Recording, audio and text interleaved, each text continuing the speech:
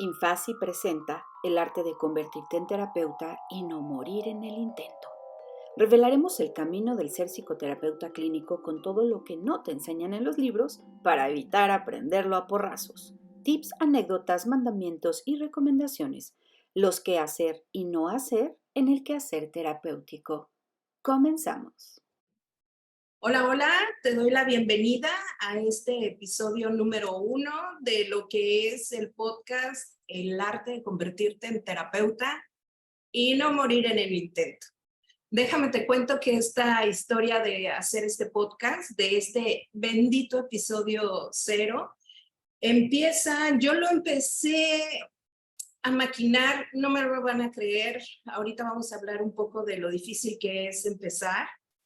Yo creo que desde el 2011, cuando yo escuchaba los primeros podcasts, yo empecé a escuchar podcasts por podcasts mexicanos y luego me fui a los de Estados Unidos porque casi no había y tuve que esperarme, ¿verdad? Porque eso de dar el primer paso no es lo mío, entonces tuve que esperarme hasta que todo el mundo hace podcast y dije, ¿por qué no?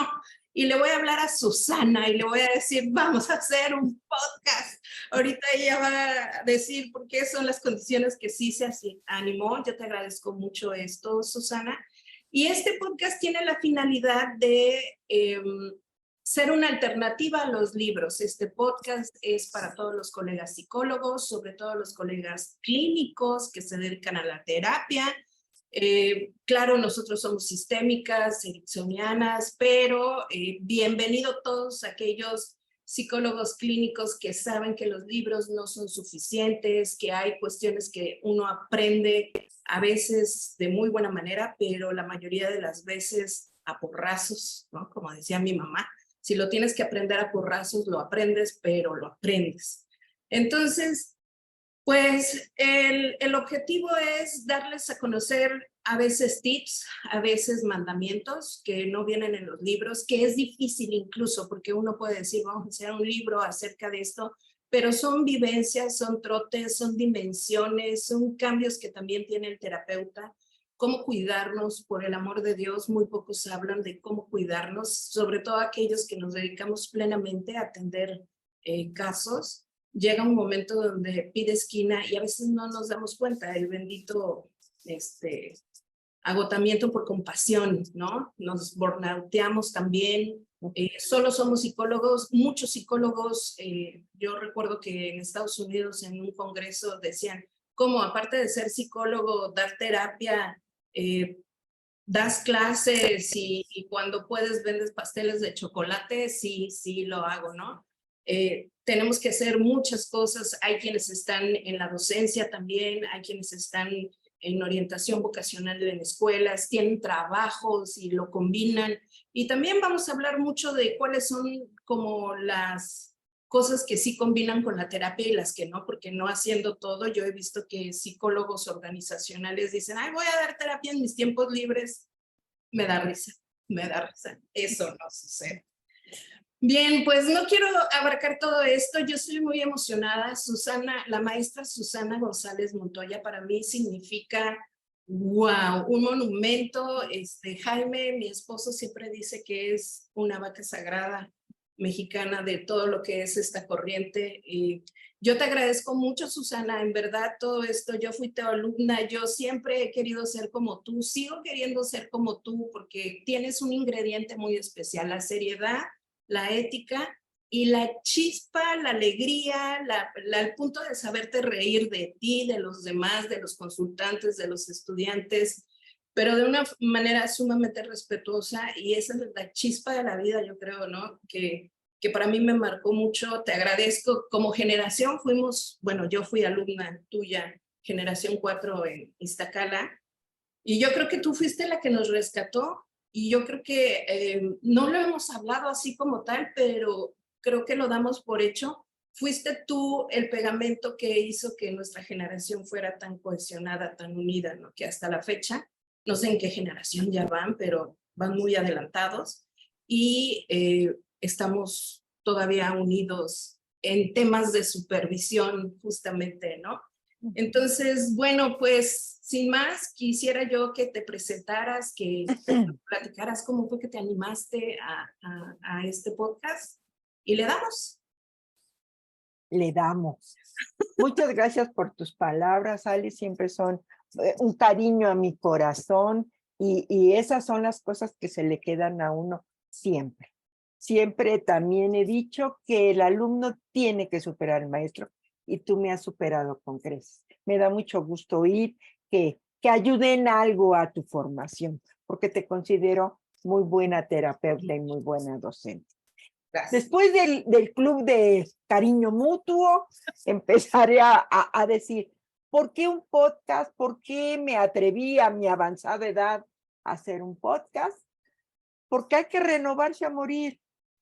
Alguien a quien yo siempre he admirado desde hace muchos años es a Julieta Fierro. Julieta Fierro es una gran astrónoma y de muchísimas cosas, pero principalmente es una divulgadora de la ciencia. Y yo creo que un podcast sirve para eso, para divulgar lo que yo hubiera querido saber en mi formación hace 4 siglos, de estos pequeños tips, de estos pequeños consejos de gente con más experiencia, no de libros, como bien dices, sino de la experiencia clínica. Y el podcast me parece una gran vía para poderlo hacer.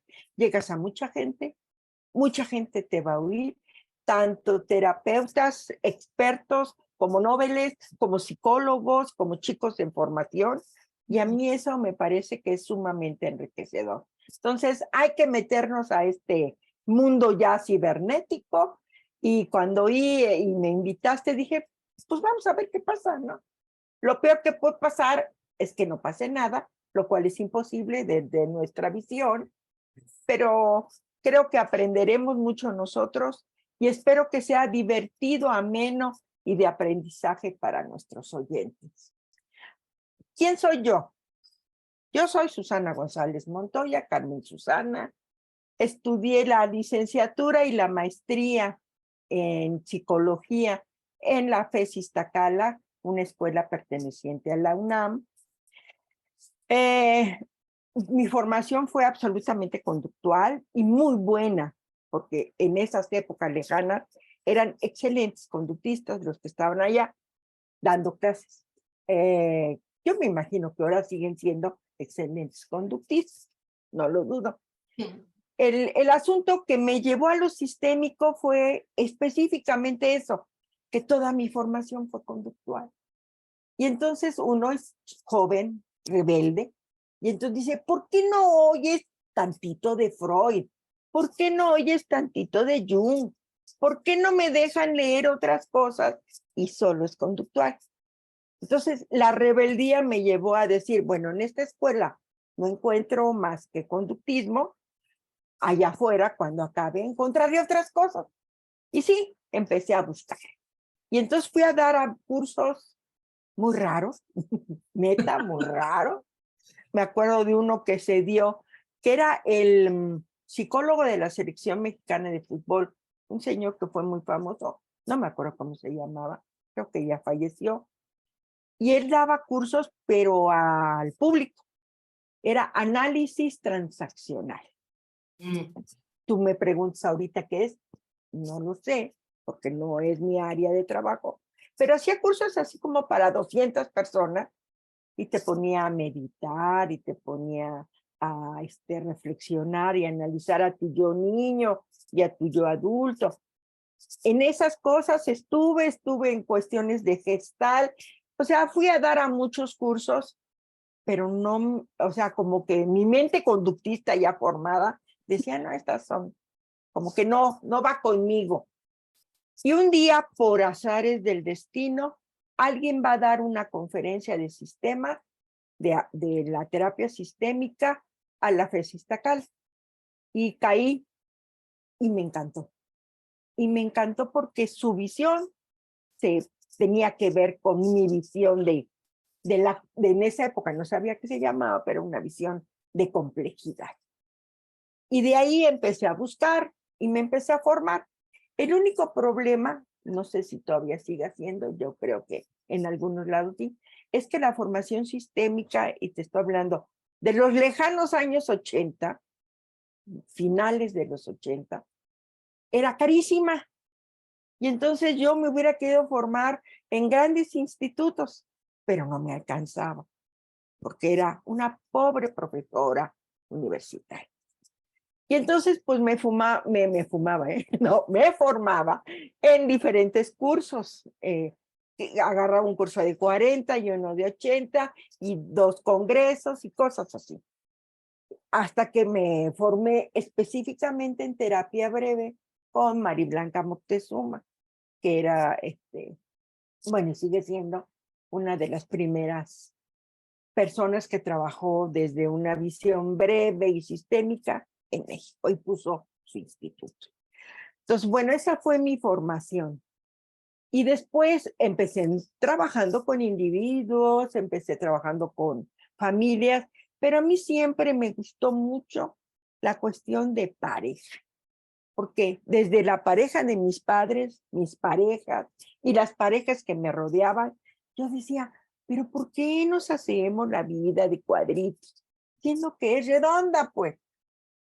Y alguna vez alguien me dijo, ¿y qué pareja conoces que tú digas, ah, qué maravilla de pareja, yo quiero ser como ella?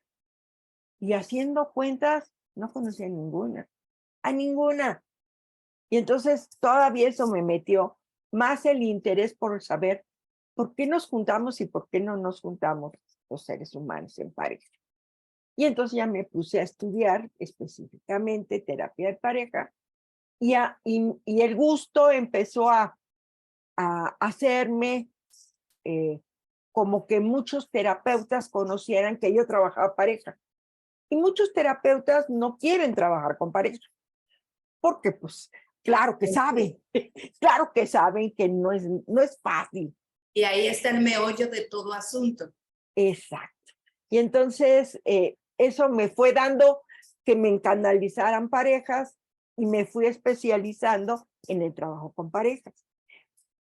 Ha sido un camino largo, sinuoso, con muchos golpes del destino y con muchos golpes emocionales y terapéuticos.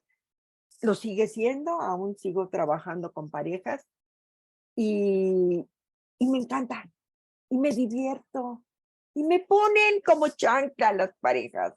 Bueno, no tienes idea, pero también sé que vamos caminando juntos y que ellos se encuentran casi siempre, no todas, pero muchas, el camino que les ayuda a estar un poco mejor. Entonces, a mí me gusta mucho trabajar con parejas. Y junto con este desarrollo profesional de mi formación como terapeuta, porque para eso estudié psicología, para ser terapeuta.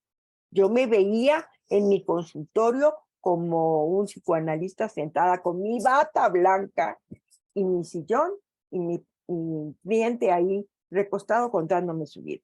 Esa era mi imagen a los 18 años que entré a Iztacala y me destruyeron esa imagen. Pero nunca se me quitó la idea de que yo quería ser terapeuta. Y al mismo tiempo que yo me estaba formando en la licenciatura y en la maestría, yo decía, lo que yo no quiero ser nunca en mi vida es maestra. Docente, no. Fuchi, guácala, la docencia es horrible, porque yo medía la docencia con la gente que yo veía en Iztacala dando clases. Y yo los veía todos individuales, se saludaban, pero tú no veías a 2 maestros platicando, no se tomaban el café juntos, cada quien en una mesa, o sea, yo decía, son como muy autistas. Y yo no quiero ser así porque a mí me gusta el contacto con la gente. Y yo dije, jamás, nunca en mi vida. Claro, por eso nunca hay que decir, nunca voy a beber de esta agua, porque ahí te ahogas. Tengo 38 años de dar clases, porque el primer trabajo el segundo, el primero fue en una clínica dando terapia con niños, fantástico.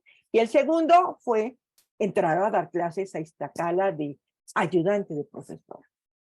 Y entonces, desde que salí, estoy en el ámbito de la docencia y también estoy en el ámbito de la clínica y soy muy feliz, porque yo creo que estas dos cosas me han nutrido y me han hecho quien soy, me han formado.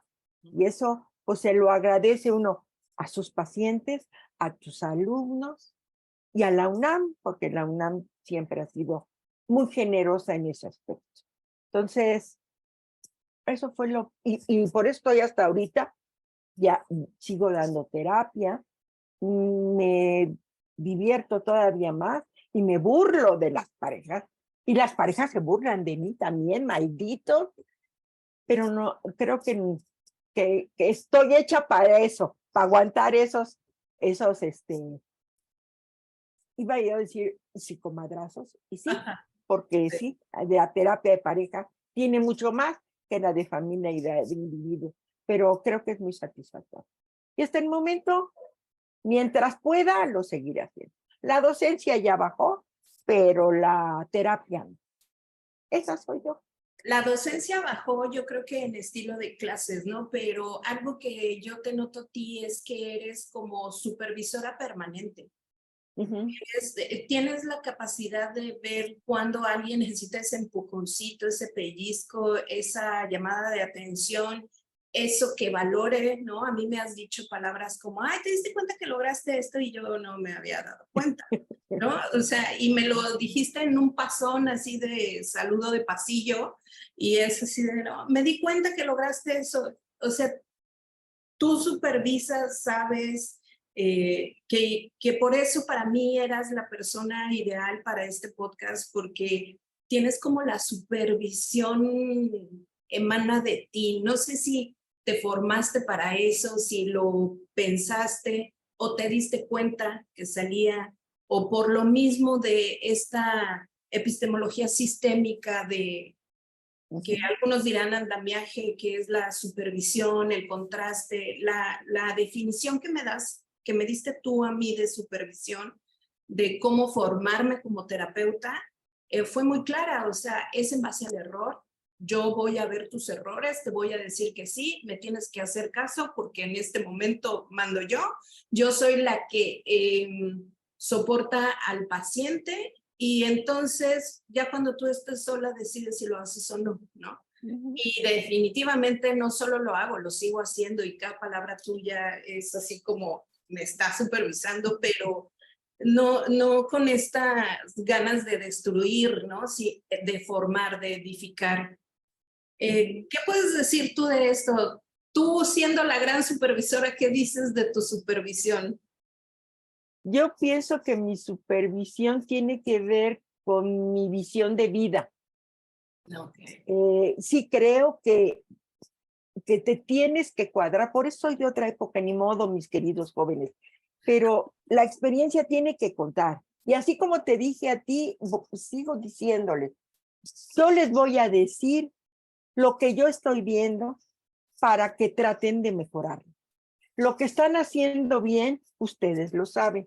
Y generalmente como supervisas en grupo, los grupos son muy apapachadores de sus compañeros para que no le lleguen los golpes más fuertes. Entonces, yo sé que el grupo les va a decir cosas fantásticas, pero nadie se va a atrever más que el supervisor a decirle esto no, esto sí, aquí cuídate.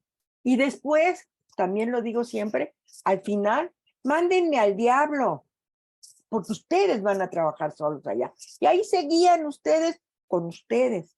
Pero sí hay que oír estas otras versiones. Yo soy una persona muy práctica y una persona que subraya lo positivo. Trato de no ser destructiva, pues, en mis comentarios. Yo sé que cuando uno está joven y está uno formándose, pues tú eres un poquito más frágil, digamos. Entonces trato de no ser muy fea, pero sí digo las cosas directo, porque siempre ese es mi estilo en la vida, no en la supervisión. Y yo creo que eso puede ser esto que me dices. Mi supervisión puede ser efectiva porque es como soy yo. Yo soy clara, directa, práctica, tratando de subrayar lo positivo.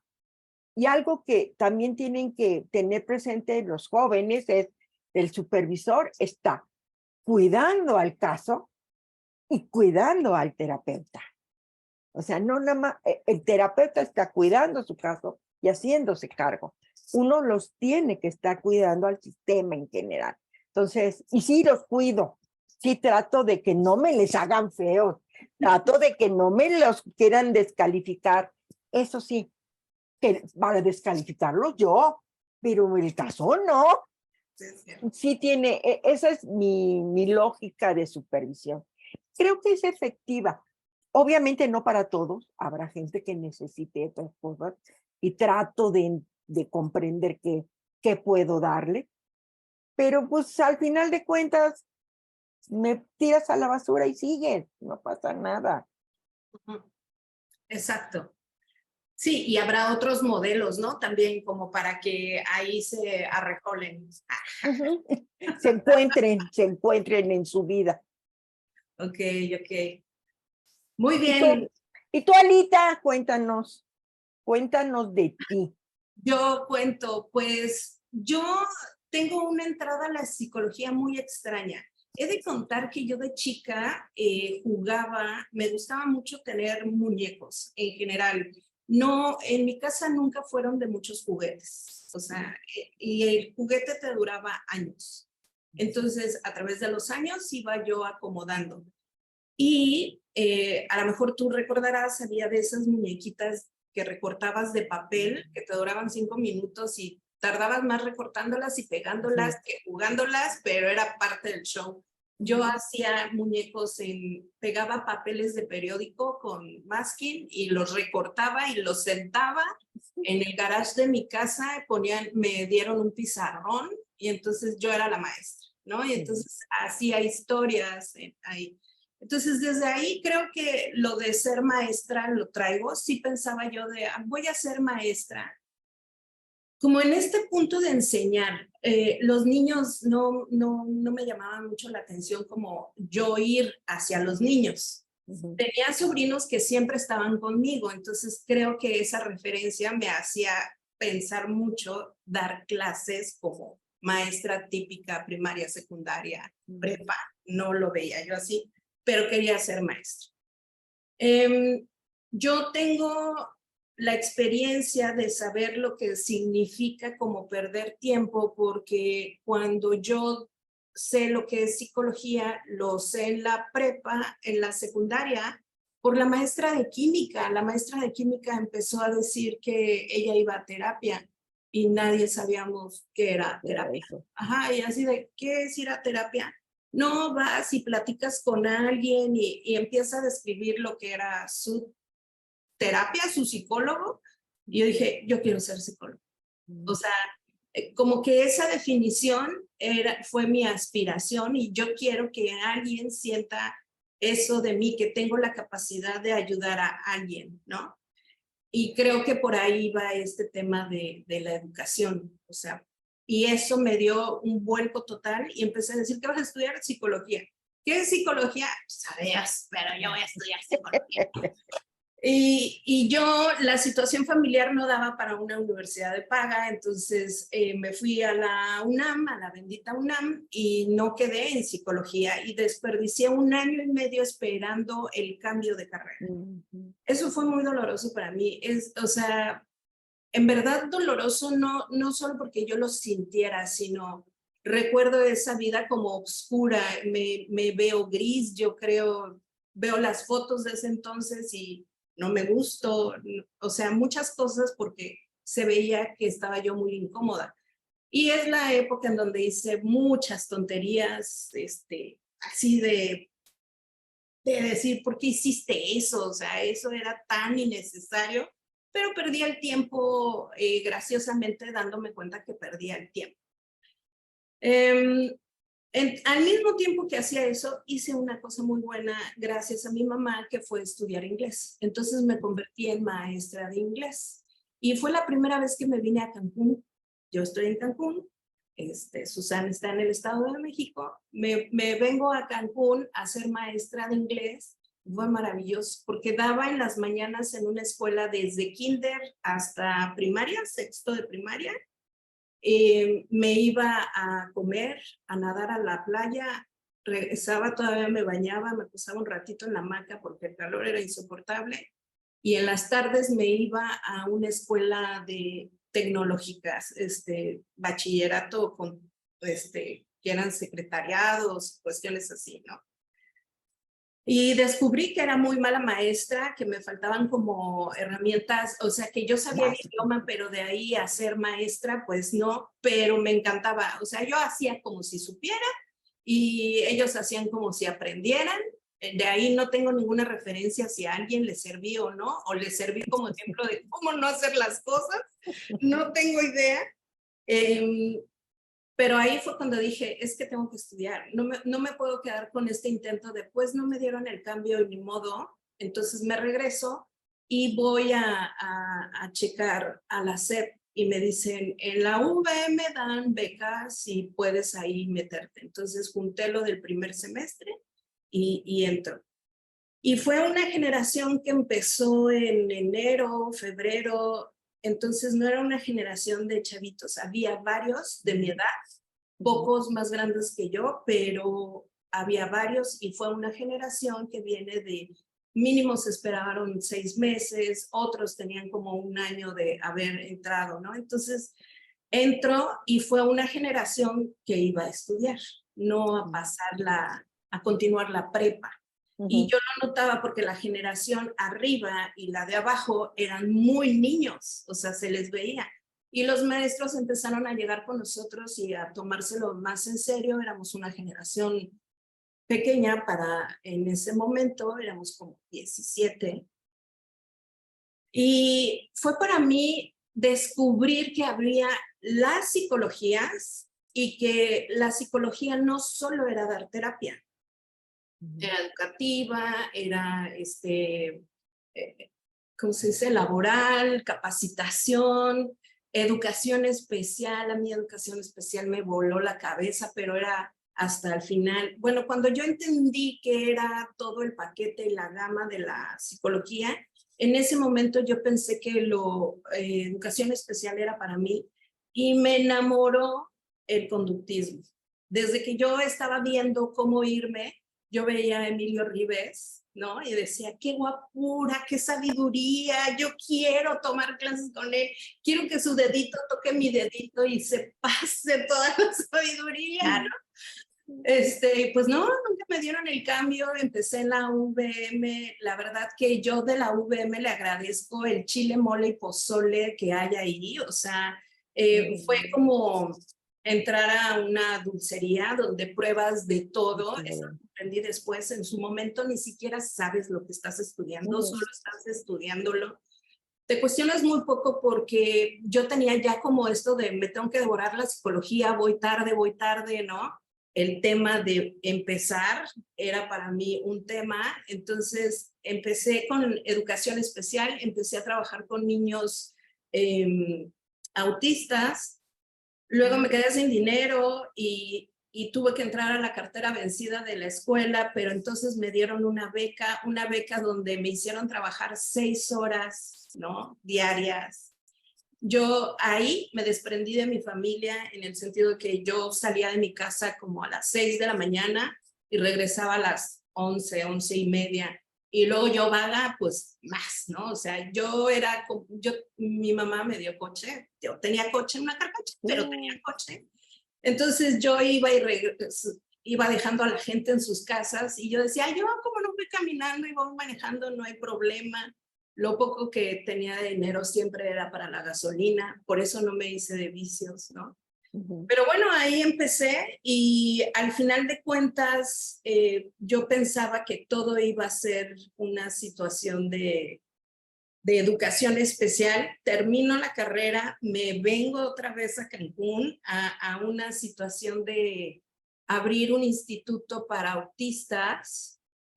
Ahí todo iba de maravilla, nada más que en una reunión familiar se ahoga uno de mis tíos, mi mamá se espanta y me dice, tú no te quedas aquí, nos regresamos, me regreso con mi mamá y fue cuando dije, tengo que hacer algo. La universidad me contrata, tanto trabajarles gratis, que pues ya sabían que yo sabía hacer las cosas, entonces la universidad me contrata, fue maravilloso. Y en un momento dado dije, bueno, no educación especial, tal vez psicología educativa con todo lo que estoy haciendo, porque yo trabajaba con los estudiantes de alto rendimiento y que iban reprobando ¿no? Entonces trabajaba con la crema innata y con la sálvalos porque se mueren. Estaba trabajando yo todo ese tiempo, ¿no? Entonces yo decía, a mí me hace falta lo terapéutico. ¿Y por qué estoy aquí si yo lo que quiero es ser terapeuta? Entonces empiezan a salir las generaciones de la UNAM ahí en Iztacala. Me empiezo a relacionar yo con Jaime, porque muchos piensan que me relacioné yo con Jaime cuando él era mi maestro, y no fue así. Ya fue trabajando, o sea, yo ya trabajaba ahí, y me empiezo a relacionar con Jaime y me dice, pues, ¿por qué no te metes a la maestría, no? Casi de solo programa, y esto de volver a empezar, ¿no? Y yo decía, ok, bueno, voy. Me acuerdo que nos preparamos, porque éramos como 5, nunca voy sola, ¿no? Éramos como 5, todo. Me quedé en Iztacala y empecé ahí, y ahí, ¡fum!, porque implicó una renuncia a todo lo que yo sabía hacer y que nunca había pedido. Yo pedí una beca, pero me enseñaron a trabajar mucho en la institución. Amo lo más verdes, amo la UVM, pero en especial lo más verdes. Y ahí creo que empezó también esto de, si yo lo sé, lo tengo que transmitir, si yo lo sé, lo tengo que transmitir, que se da mucho en el ambiente universitario. Ya cuando yo estaba aprendiendo de política, de saberte mover y el colmillo y todo eso, ya no me gustó se me hace como, híjole, difícil. Y fue ahí donde me cuestioné. Yo dije, no, yo quiero ser terapeuta, y entonces me fui a la maestría y nos vamos por ahí, ¿no? Cuando yo regreso a Cancún y me incorporo formalmente a la UVM, hubo una situación donde me dijeron, has estado trabajando tú en educación especial, ¿por qué no das era el verano de educación especial? Y yo, ay, bien, papas fritas, dije, claro que sí, venía bien empoderada de todo lo que había trabajado. La maestra que daba educación especial había sido mi mentora cuando yo me fui a trabajar con los autistas. Entonces dije, claro, sí, yo lo puedo hacer sin problema. Y me voy topando ahí a gente que me conocía como estudiante. Entonces, ¿tú crees que me pelaban? Estaban enojadas, Claro, cabriputas. claro. Y tú, entonces yo ¿Tú qué? me tuve que meter unas friegas, que la friega fue para mí, al final de cuentas era un verano, era muy rápido, muy intensivo, trabajando a todo y sintiéndome tan, cuestionada, tan señalada, tan burlada. Pocos me agradecieron esa clase y yo dije, ¿por qué quería yo ser maestra? Esto es horrible. Pero como ya estaba yo en la UVM, las clases fueron obligadas, y entonces yo dije, no, a mí dame las materias que nadie quiere, que todo el mundo va y se sienta. Como que me acostumbré a que estuviera yo dando clases que nadie quería tomar. Entonces me A la acostumbré mala a vida. eso. Sí, ¿por qué hice eso? No sé, eso de, si ya me van a pegar, pégame bien. No, bueno, pues ahí estaba yo dando clases ahí, que me forjó muchísimo. Y ya cuando sentí que supe psicología, a la hora de empezar a estudiar psicología, para mí, enseñar psicología ya fue un despegue. O sea, ya dije, no, ya, mira, De ya aquí pasearon soy. todo y hasta me puse de tapete, ¿no? Y para mí la terapia es vida. O sea, a mí hay muchos problemas. No sé si no quiero llamar insensibilidad, pero tengo la piel gruesa para temas, o sea, para temas complejos, familiares. Así como tú dices de las parejas, a mí me gustan las familias, me gusta ver a las familias, me gusta ver incluso a la abuela ahí sentada mandándome torrentes eléctricos de cállate, así, ¿no? Me gusta el tío metiche que está opinando que es porque él tiene el dinero. No le tengo miedo a la llamada así de, ¿qué te estás pensando? No me da miedo. Yo creo que es por mi familia también que me dijo, ¿no? No me da miedo la locura, no me da miedo temas así de, es que se volvió loco. Nadie está loco, está un poco alterado, pero no está loco, ¿no? O sea, yéndonos a esos puntos, creo que para mí ha sido fácil y bien a bien no entiendo por qué. O sea, hay dos cosas que no entiendo. ¿Por qué no me cuesta trabajo? O sea, no me asusta, pues. Y por qué yo no caí como en temas de adicciones y eso, porque yo era muy vaga y nunca tomé, o sea, sí intenté tomar, pero nunca No se tomé. te dio. Sí probé sustancias, nunca me hallé, y tenía todas las condiciones para quedar anclada ahí.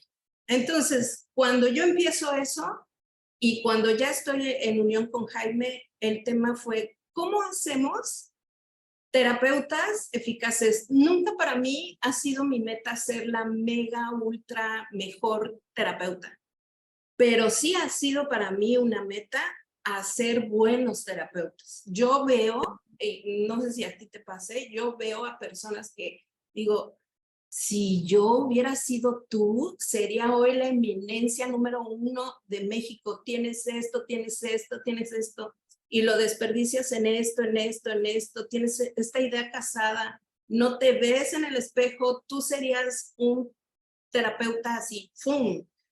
Y de los terapeutas que he visto en potencia, de los cigotos terapeutas que he visto en potencia, los más maravillosos, ¿sabes? No han llegado. Y se dedican a hacer otras cosas. Y yo le digo, mira, nada más aguántate tantito, empieza con un paciente y vas a... No. Y en cambio hay terapeutas así de, ay, yo quiero hacer eso. Y los volteas a ver y dices, No. ¿de dónde vamos a sacar material? Y una vez que lo agarran, lo compran, ven cómo lo consiguen y se convierten en maravillosos terapeutas. Eso sí, sí me ha pasado. Y bueno, pues esa es la razón de este podcast. Esta es la razón de... Espérame tantito para decirte algo. A ver, dime. Porque creo que ahorita dijiste una palabra que me son, bueno, no una palabra, una frase. Tienes la piel gruesa. Y creo que eso también es parte, es algo que tenemos las dos. Siempre digo, gracias a nuestras familias disfuncionales, somos buenos terapeutas, porque ya vivimos cosas difíciles, complicadas, y además en donde no podías meter mano, porque no eras el terapeuta, aunque tú hicieras el análisis. Y creo que las dos, quizá eso también ayuda. No quiere decir que hay que sufrir para poder, no, digo que lo que hicimos, lo que vivimos, nos hizo piel gruesa, pero al mismo tiempo una piel más delicada para entender, para ser empáticos. Y yo creo que esta combinación es la que nos hace a las dos ser buenas terapeutas y que todo el mundo tiene, porque la formación en muchos lados la puedes tener. Sí. Pero estas cosas de aprovechar tus recursos, tus habilidades, tu historia, no todo el mundo lo hace, y yo creo que tiene que ver con esos que coincido contigo, que dices, pero mira, sí, qué bárbaro, qué buen terapeuta. Sí. Y luego resulta que vende cajas de cartón. Entonces, sí. Como pero bueno, era lo que te quería decir, porque dije, sí, yo también tuve la piel gruesa en mi familia. Gracias, familia, por haber vivido lo que viví, que me hace ser lo que estoy haciendo ahora, ¿no? Sí, claro, claro. Hoy yo puedo decir que disfruto mucho a mi familia. O sea, mi familia ya no me duele, ya no me lastima, como mi familia de origen, porque bueno, mis hijos, sí, claro, mi esposo es otra cosa, pero mi familia de origen, esa que me hizo ser terapeuta familiar, ya me río mucho, los ayudo mucho en cuanto yo pueda, y no es una ayuda de lo que me sobra, o sea, en verdad los ayudo. Sé lo difícil que es una transformación, porque lo he visto y digo, bueno, si hay familias que ni siquiera me conocen, me hacen caso y se transforman, bueno, seré un agente sin tomármela responsable, ¿no? Y yo creo que muchos de los que nos escuchan son así, o sea, ser psicólogo no es así porque no te gustan las matemáticas, o sea, cualquiera puede estudiar psicología, pero ser psicólogo es otra cosa. Entonces, sí, que estudie. Y ser terapeuta es otra cosa todavía. Sí, claro. Y se necesita fraguar, o sea, no ahí cuando tú crees que ya la armaste, mi cielo, eso Nunca, todavía no inicia. todavía no. Exacto. Y ahí cuando dijiste ya terminaste, esto nunca Nunca se termina. acaba. Eso, Nunca. que esa es la Y- razón de ser de este podcast. Esto nunca Exacto. termina. Sí, no, Y qué no, padre, ¿no? sí, Acompañar a la gente que nos está oyendo, a los jóvenes en formación, a los terapeutas expertos, porque inclusive ellos nos pueden alimentar con lo que ellos han vivido en su propia experiencia y de sí, lo que esperan siendo alumnos jóvenes, ingenuos, nobles de la exacto, psicología, porque, bueno, hace muchos años, pero lo vivimos. exacto, Entonces, exacto. sí compartimos experiencias, ideas, etcétera. Ojalá esto se nutra, ¿no? Esto se va a nutrir. Yo creo que sí, no hay manera. Mi meta son 20 personas. Mira, con que nos escuchen Ujú, siempre, mi ujú. meta ha sido corta porque el paso es lento para llegar lejos. Entonces, Está aunque nos escuchen 20 personas, Susi, ya la armamos. Y tú tienes maravilloso. muchos fans, Susi, así que llámalos, llámalos y diles que vengan. Ya les hablaremos Ya a les estos muchachos que me odian o que me quieren, pero el chiste es que difundan. Yo siempre digo, este tip que sirve para la ansiedad, díganselo a más gente, no nada más es para ustedes, es para otras personas. Difundamos, otra vez me Exacto. pongo en papel Julieta Fierro, difundamos el conocimiento, ayuda a todos, no nada más a los psicólogos. Claro, ahorita nuestro nicho de atención pues son los psicólogos, Claro, pero ellos lo van a transmitir a las gentes normales, como yo digo, porque los psicólogos no somos normales, somos psicólogos, exacto, nada exacto. más. Muy Bueno, bien. pues ojalá nos sigan un poquito más de 20. Sí, escúchenos, vamos a estar cada 15 días, denos todas las recomendaciones que ustedes crean necesarias para que este podcast mejore, trátenos con cariño, por favor, somos psicólogas haciendo estas tecnologías, si quieren hablar de psicología, sí, no hay bronca, sin miramientos, pero si quieren de, oye, tu voz, ahorita estábamos viendo la iluminación, quedó Sí, el sí. yin y el yang de los fondos, no, bueno. Por favor, trátenos con cariño porque al menos yo soy de otras épocas. Entonces, pues esto cuesta trabajo.